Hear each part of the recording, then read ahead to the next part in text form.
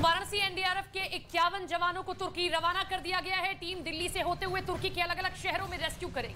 NDRF जवानों के साथ ही स्पेशल डॉग स्क्वाड की टीम भी मौजूद है। वाराणसी से 2 टीम पहले ही तुर्की भेजी जा चुकी है। वहीं आज तीसरी टीम को रवाना किया गया है। लगातार भारत मदद पहुंचा रहा है। 2 टीमें कल पहुंच चुकी थी और एक टीम आज वाराणसी से रवाना हो चुकी है। एनडीआरएफ की ये तीसरी टीम है जो वहां पहुंचकर मोर्चा संभालेगी। तुर्की के राजदूत की ओर से भी भारत का धन्यवाद किया गया। न्यूज 18 पर एक्सक्लूसिवली आपने सुना था कि किस तरीके से उन्होंने ये कहा कि भारत हमारा दोस्त है, मुश्किल वक्त में वो हमारे काम आ रहा है, उसके लिए उसका धन्यवाद।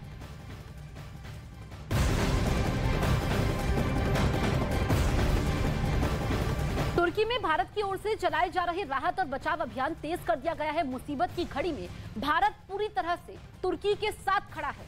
एनडीआरएफ तुर्की में अपना रेस्क्यू ऑपरेशन कैसे कर रहा है, इस पर ज्यादा जानकारी दी है एनडीआरएफ के डीजी अतुल करवल ने।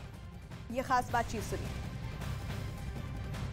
हमारे साथ डीजी एनडीआरएफ है अतुल करवल जी, हम उनसे बात करते हैं। सर, अब तो टीमें पहुंच गई हैं, उसके बाद अब आगे क्या वहां पर मौका हालात क्या है? दोनों टीमें जैसा आपने कहा, एक सुबह 11 बजे पहुंची, एक शाम में 8 बजे पहुंची और एक अडाना एयरपोर्ट लैंड की, एक उर्फा एयरपोर्ट लैंड की। उन दोनों की तैनाती गाजियानटेप करके जो विस्तार है, सबसे खराब असरग्रस्त विस्तार है, वहां की गई है। और पहला जो एक प्रतिभाव है कि काफी बड़े पैमाने पे वहां तबाही है। अब भी आफ्टर शॉक्स आ रहे हैं, तो टीमें हमारी जो हैं वो किसी बिल्डिंग में एकोमोडेट नहीं करना चाहती, क्योंकि रेस्क्यूज खुद अगर असरग्रस्त होते हैं तो काम करने में, मदद करने में वो असमर्थ हो जाते हैं। तो इसलिए टेंटेज हम लेकर गए हैं। हमारी पूरी तैयारी थी कि हम अपने आप को सेल्फ सफिशिएंट तरीके से, बिना किसी लोकल एडमिनिस्ट्रेशन पे लोड या स्ट्रेस बने, अपने आप को वहां तैनात कर पाएं और काम कर पाएं। तो टेंट्स में लोग रह रहे हैं और काम शुरू किया है उन्होंने। सर, अंतर्राष्ट्रीय स्तर पर पूरे विश्व से मदद आ रही है तुर्की में, तो ये बताइए कि भारत ने, क्योंकि ये विशिष्ट फोर्स है, भारत ने क्या और खास इस फोर्स ने क्या तैयारी की है? ऐसे काम की पूर्व तैयारी के लिए हमने कुछ समय से हमारी बटालियंस में टीमें तैयार करनी शुरू कर दी थी। तो 2 टीमें हमारी तैयारी हालत में थी, एक कलकत्ता में, एक गाजियाबाद में। उनको हम इमीडिएटली रवाना कर पाए। इसके साथ साथ हमारी और टीमें आज की तारीख में रिजर्व में उपलब्ध हैं, जिनको हम भेजने के लिए तैयार हैं। एक और टीम की वहां से रिक्वेस्ट आई है, तो तीसरी टीम वाराणसी से रवाना होकर अभी दिल्ली पहुंच रही है और दिल्ली से वो आफ्टरनून में वहां जा। 3 साल के बच्चे को बचाया गया। ये आप देखिए, दरअसल सोमवार से मलबे में ये बच्चा दबा हुआ था और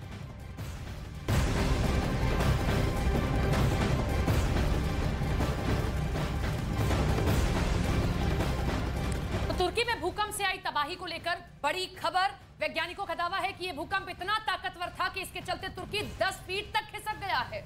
इटली के भूकंप विज्ञानी डॉक्टर कार्लो डेलिग्योनी ने इस बारे में डिटेल जानकारी दी है। उन्होंने बताया कि ये काफी ताकतवर था क्योंकि शक्तिशाली भूकंप के झटके थे। दरअसल जो भूकंप का केंद्र था वो जमीन से 18 किलोमीटर नीचे था। तो समझिए कि जो बिल्डिंग्स थी उनकी नींव हिल गई। और वैसे भी 7.8 तीव्रता का भूकंप, जो कि विनाशकारी भूकंप माना जाता है। और इसके बाद किस तरीके से तुर्की, जो पूरा देश के कई इलाके हैं, वो खंडर में तब्दील हो चुके हैं, इस बात की गवाही अब वैज्ञानिक भी दे रहे हैं।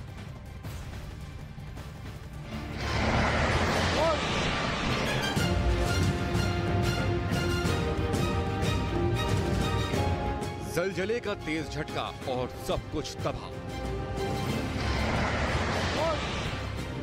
हर ओर दिखता बस तबाही का निशान। महाविनाश के बीच जिंदगी बचाने की जंग।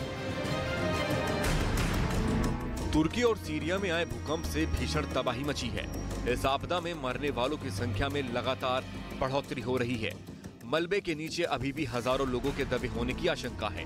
तुर्की और सीरिया के अस्पताल घायलों से पटे पड़े हैं और अस्पतालों में लोगों को जगह नहीं मिल पा रही है। हजारों लोग अभी भी लापता हैं। राहत बचाव टीम की ओर से लगातार रेस्क्यू ऑपरेशन जारी है। अब तक हजारों लोगों को मलबे से निकाला जा चुका है। मलबे से एक छोटी बच्ची को निकाला गया। हजारों लोगों की भीड़ के बीच जब राहत बचाव टीम के लोगों ने बच्ची को निकाला तो लोगों ने खुशी का इजहार किया।